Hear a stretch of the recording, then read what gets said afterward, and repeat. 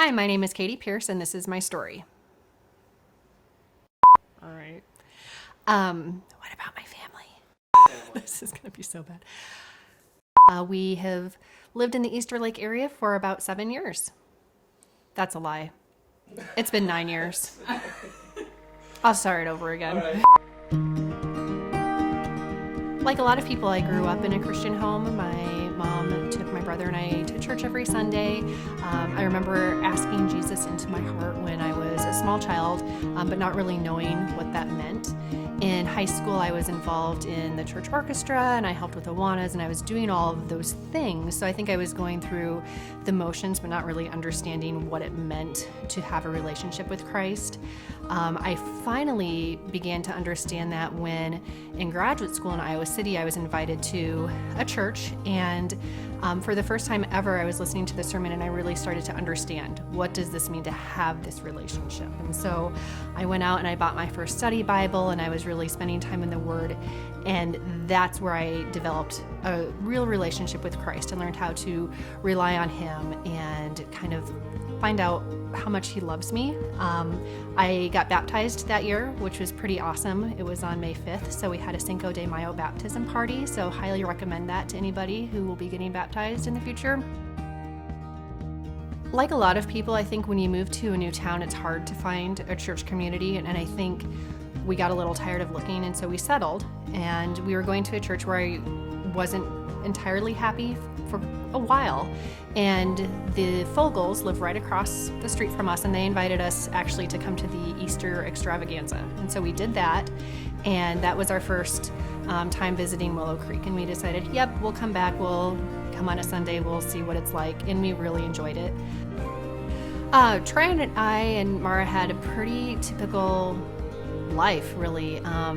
We would take, vacations, and last March we went on a trip to Mexico for our 10-year anniversary. It went well, except for Troy breaking his foot. That was a little unfortunate. But otherwise, life was pretty normal. But then on August 10th, I was sitting in my bed. I was online shopping, and I reached across my body and I felt a lump on my breast with my arm. It wasn't something I was looking for. I wasn't doing an exam. There's no reason really why I should have found it, but I felt it and I knew it was wrong.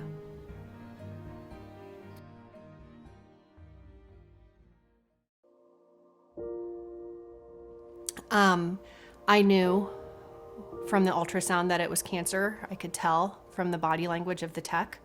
Watching her, I knew, but they wouldn't say anything, of course. So a couple days after the ultrasound, I got a call that they needed to do a biopsy. And so by the end of that week, I had a biopsy done. And then the following week on Tuesday morning, I got the call that I had cancer. The first step was to go and meet with the surgeon. So Troy and I met with a general surgeon, and I remember when he was discussing the pathology report, he was talking and talking and talking, and I just wanted him to stop. I so wanted him to stop talking. It wasn't making sense. I didn't know what he was saying. It was too much. After my surgery is when I learned that I was stage 1, and so that essentially means that the cancer hadn't spread to any of the lymph nodes. So in my mind, I'm like, yay, it didn't spread. I get to have easy chemo. Thumbs up. It's going to be great. Well, the oncologist let me know, nope, you are going to do some pretty intense chemo. You're going to feel awful. You're going to lose your hair. And that was hard because in my mind, it wasn't that bad. I didn't think we'd have to do that. And so that was really tough. Right before my diagnosis, Pastor Mike had been preaching a lot about suffering, and there had been sermons about why are you put into situations where you're suffering. And those were so important for me to remember. I'm like, okay, this is why I have cancer. This is why I'm going to go through suffering. It's going to draw me closer to Christ, and I need to take advantage of this. I also needed to think very intentionally about, okay, I have cancer. What am I going to do with it? I can't just go through it and, yep, I'm going to go through chemo, I'm going to do all this stuff and then be done with it. It had to mean something more to me. There had to be some meat to it, maybe a little bit. And so I started sharing a lot on my blog about what I was learning about myself spiritually, the journey that I was on, what it meant to me. So there were some times I would come back from a sermon on a Sunday and I would blog about it and let people know, hey, this is what I learned at church today. This is why I'm going through this pain. This is why I'm going through this suffering.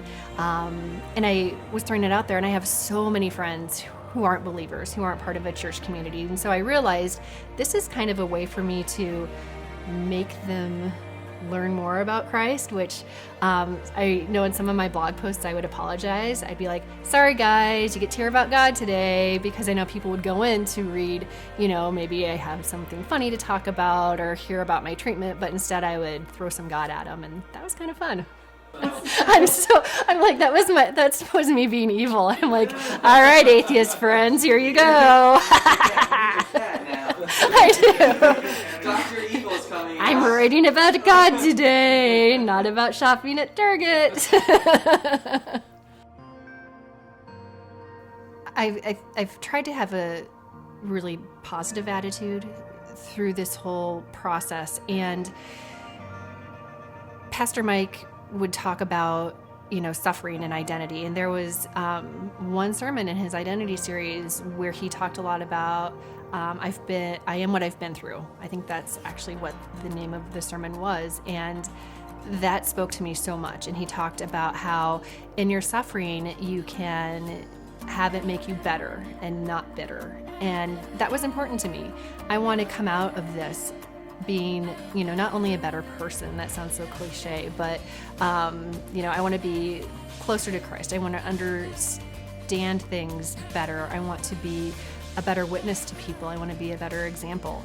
And so God gave me this journey and this experience for a reason. And for me, it was really important to be able to take that and mold it into something that was actually useful and beneficial. I wouldn't change anything. Cancer was not awesome. Chemo was not good at all. But I look at so much I gained. I look back to last Easter, and everything in my life was fine. We were a normal, typical family. And this Easter, I've been through one heck of a journey. And the gospel means more to me now, because when I found out I had cancer, I did not know if it was stage 0 or stage 4. It could have been terminal. I didn't know that. So if I imagine for a minute that maybe it was terminal, maybe it was going to kill me, maybe I would be dead before I was 40, and I try and put myself in that position. That's hard to think about. But would I have been okay with it?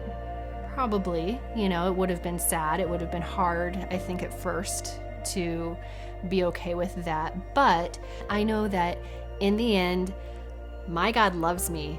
He loves me so much that he sent his son to die for me. And when I die, I get to be with him someday. That's pretty cool. So I have that promise, and knowing that helps me to just relax, not be angry, not worry about what I'm going through, and know that in the end, I'll be fine.